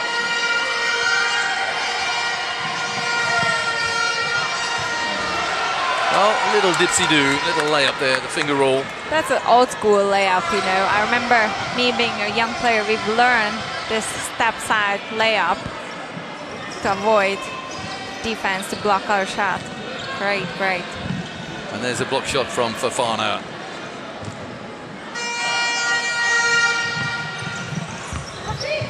Good defense, good no call as well from the official. And the rebound this time from Kiate, the elder Kiate. And the three-pointer makes it a 90-45 scoreline. It's been a contested shot, you know. She couldn't do it any better. Namike Sisse there makes it 17 points. Not quite the leading scorer in the game, though. That honour belongs to number 8 for Central African Republic, Abeti Kosi. Kosi 1 rebound short of a double-double. One thing what I think the Ivory Coast team needs to improve for the next stage of the tournament or for the next games is definitely boxing out, because you know, to allow the Central African Republic's players to grab 18 offensive rebounds is just an incredible number. And at the end of the game, what we've just watching, we can see it. Still, the Central African Republic players grabbing offensive rebounds, you know, they just go there anytime they want. And against the better teams Ivory Coast gonna play, they will punish it. Yeah, you can bet your life that Cameroon and Angola won't allow that many offensive rebounds against them. They're in the same group. Cameroon, Mali, Angola, Tunisia, and these two teams in Group A.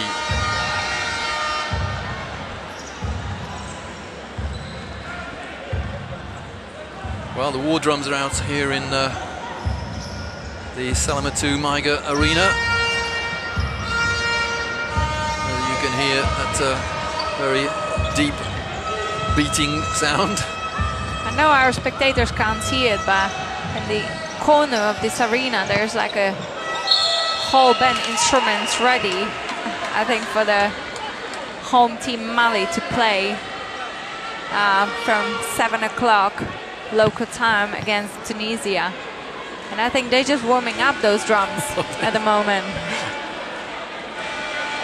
Well, I once did a game when I said to my colour commentator, do you know, there's just about every musical instrument here except a piano. And this was Olympiakos in Greece.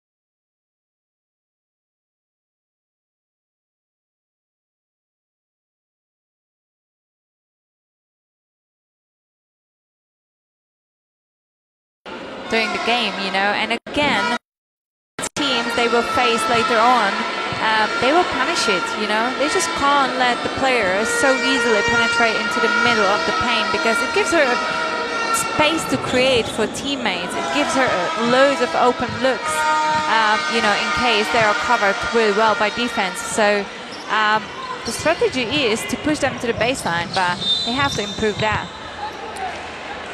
Foul against the penetrating player there. Yeah, there's the foul. It was the body contact that drew the attention of the referee. Foul called on Gabriela Gugbele.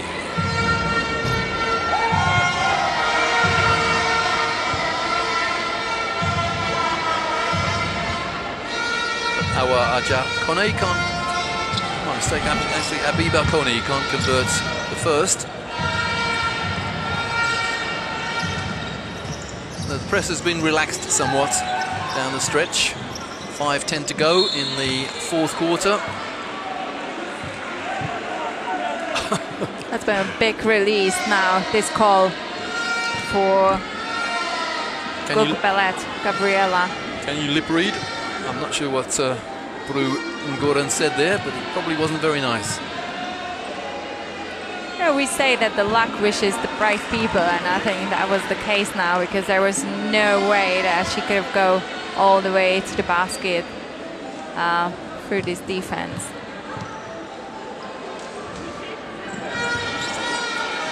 Again, a very flat shot, but can't complain when it goes in. Gabriela Gugbele.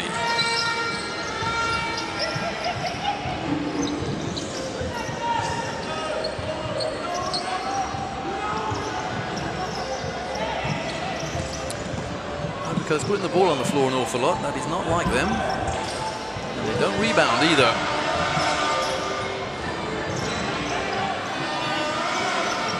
I think it's because the sisters are off the court, you know, for Ivory Coast. So only the sisters are allowed to rebound?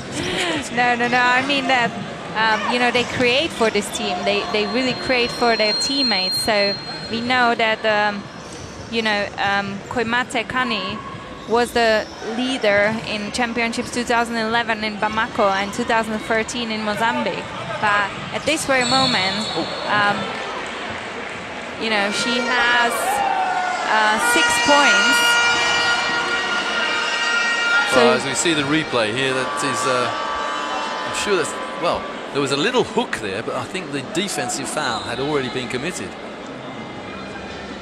Yeah, it certainly had. The Central African Republic player on the foul line definitely had a, it wasn't an intentional hook, but it was a little hook with the elbow, but she had already been fouled. So good decision by the official, as ever. 4 minutes 15 to go in the fourth quarter.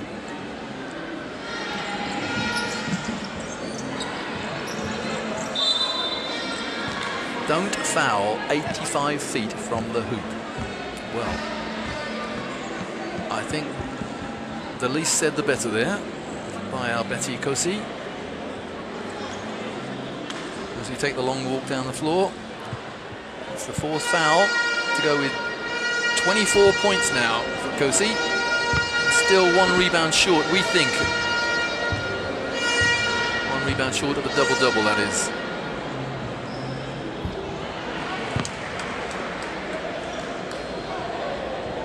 Kariata Diaby on the foul line. 9 points to her, sorry, 10 points now. Make it 11.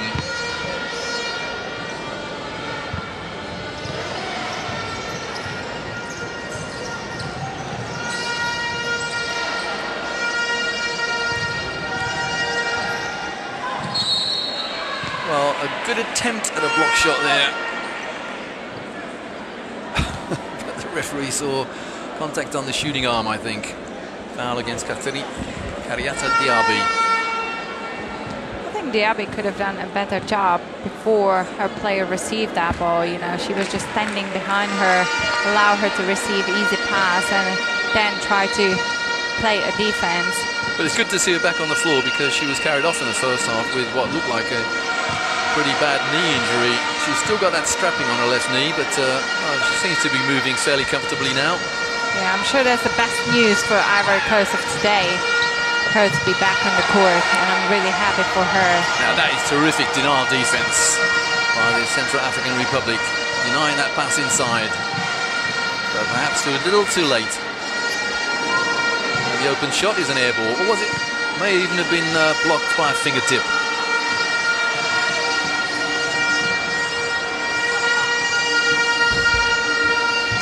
Good boxing out this time, but the ball is just tapped to an opponent. Yeah, the small players of Central African Republic's team just were about to run the fast break, or at least to look for to run the fast break, and they weren't in the right spot to grab that rebound and allow the Ivory Coast team to take this offensive rebound to give them a second chance for the offense. Well, I think that was a rarity in this game. I think it was a shot clock violation. Didn't see the referee make a signal, but nothing else happened.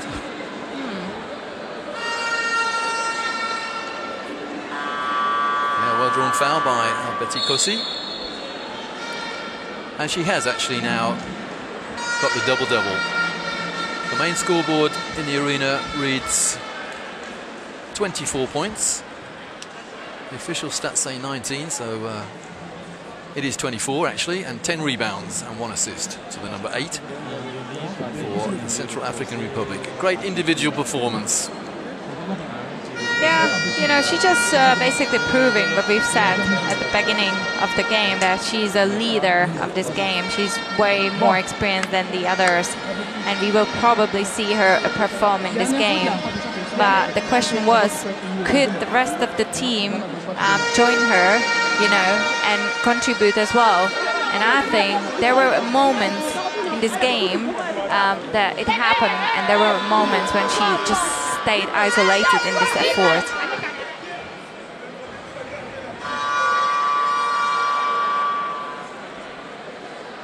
Well, we're watching highlights of the fourth quarter here in Bamako.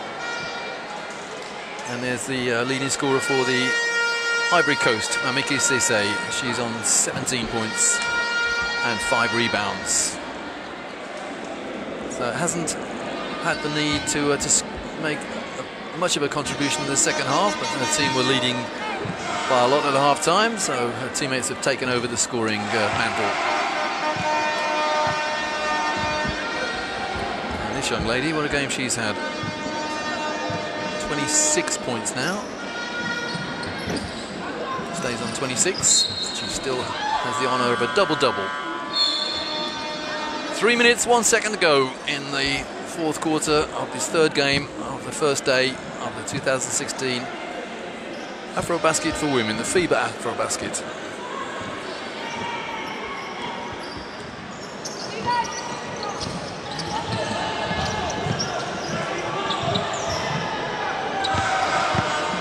Oh, that's a terrific low post move.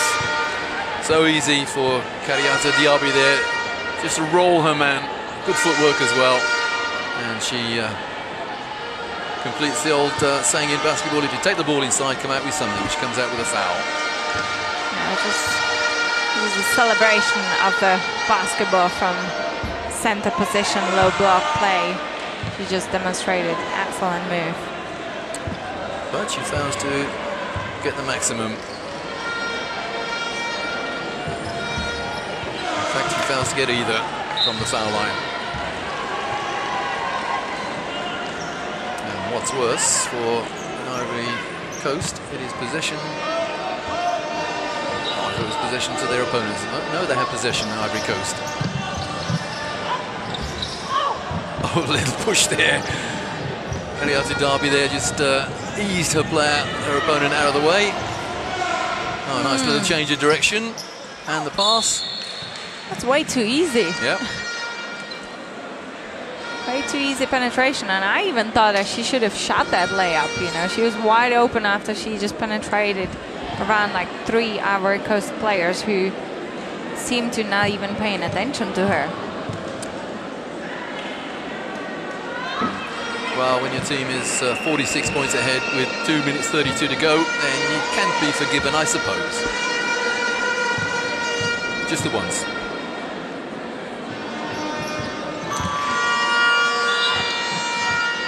Second is good for Gabriela Joubert. And long ago, Coach Simon Joulou gave the game to his bench. 8 goes out, Ngoran. To save that 5th foul, perhaps. Nice, easy 2. What I like about Ivory Coast game is that they share ball way more than Central African Republic players. You know, they have Ivory Coast players has 22 assists so far, and that's exactly just the result of the type of game they play. Well, almost the loudest cheer of the evening there for the 51st points for the Central African Republic, but they don't even bother to get back on defense. An easy 2 there for Bognini. It's been almost like a celebration of their threes, and they forgot that they have to play a defense as well.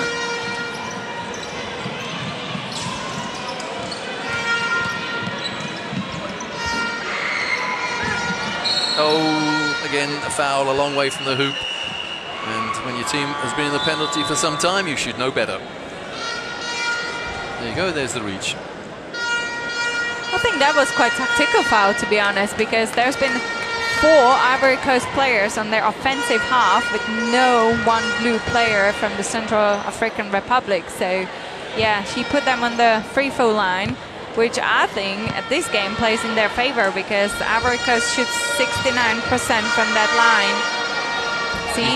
You think she had that in mind, do you? I think she just heard me. So I would have definitely pointed out that foul as a tactical foul. Hopefully that was the intention of it. 1 from 2 for FIBA Cote. That's the 101st point with a minute and a half to go in the 4th.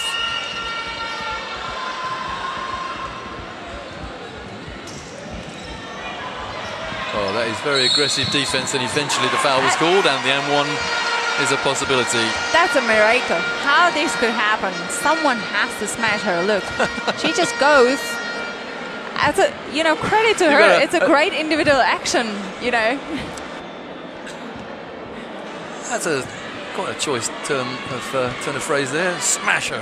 I'm sorry, but you know, she's the shortest player on the court, and she just goes, dribble around one player, penetrates around another one, you know, and she scores on one. Is that what your coach used to say to you? Smash her. But credit to her, great individual action, you know. Well, another turnover with 1 minute 4 seconds remain. Yeah, I think she felt quite confident now after the previous possession.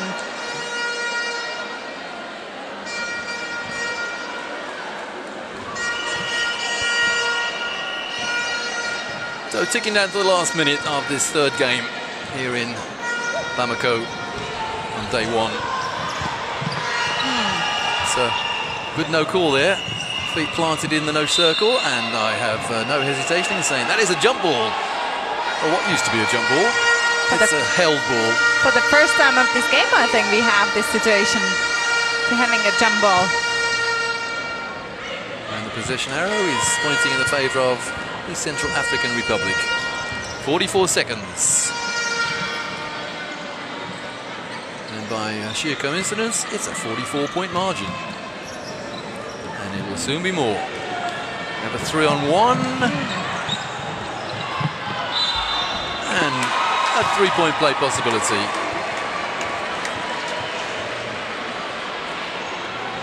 So 103 plays 57. There's the foul. I don't think that's a smart foul, you know, fouling one of the tallest players of Ivory Coast team with the ball in her hands right under the rim, wide open. Just giving up 1 point. idiosyncratic foul shot. Very snatchy, but it went in from DRB. DRB now 19 points.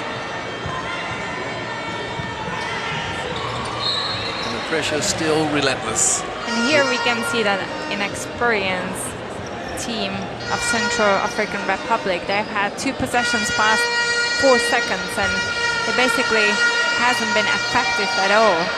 So there's 1 second differential between game and clock, game and shot clock at the end of the 4th quarter here. Well, almost lost the dribble. Why not?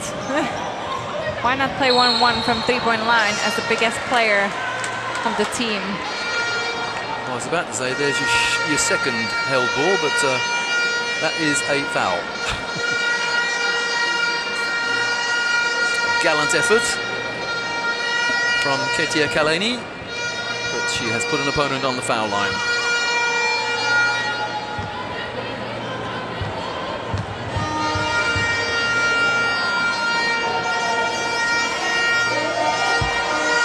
And that opponent is Awa Aja Koni. 10.6 seconds remaining.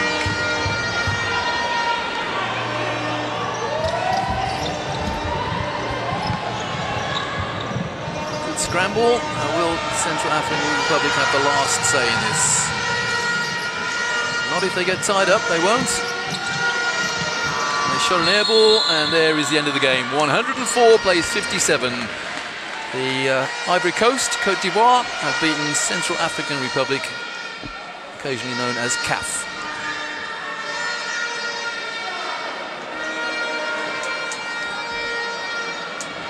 So Senegal, Egypt and the Ivory Coast register their first wins on day 1 here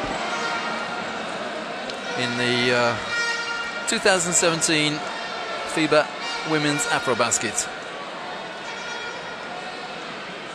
Long way to go, of course. 4 days remaining in the group stage before we get to the quarterfinals. We have another 2 days, then a rest day, and then a 2 days competition to finish off the group stage. But Cote d'Ivoire, Ivory Coast have made a good win here, 104-57. Leading scorer for them was Mamike Sise, the number 4. Actually, I will rephrase that because Abiba Koni outscored her by 1. Quiet second half for Mamiki Sise, but she did all the damage in the second half. But no one outscored Betty Kosi, the number 8 for the Central African Republic, who ran in a very, very respectable 26 points, and she grabbed 10 rebounds. But on the losing side, I'm Roy Birch, and with me, Teresa Brantlova. Teresa, impressive performance on the whole from the Ivory Coast. Impressive, but with loads of gaps to improve for the next games in this tournament. I think, you know, they were quite lucky to play Central African Republic as a first game of their tournament because, you know, it's always good to have these easier games at the beginning just to see how well prepared they came into this championship. And definitely there's loads of potential in this team, but there's also quite a few things to improve, which I would say is the middle penetration defense from the other teams, you know, also to improve the free throw shoots and the percentage of their mid-range shots as well, because I think they definitely have a potential to improve these gaps, and once they do that, they can be quite upsetting team to some of the big teams at this tournament. Well, we're watching highlights of that 4th quarter. A gymnastic move there from one of the Central African Republic players. But the final score, 104 to Ivory Coast, 57 to the Central African Republic. Don't forget to stay with us, because later on we have what should be a cracker of a game, Angola against Cameroon, and then following that the home side, Mali take on Tunisia, and the last game of the evening will be Mozambique against Nigeria. But for now, from me and Teresa, goodbye.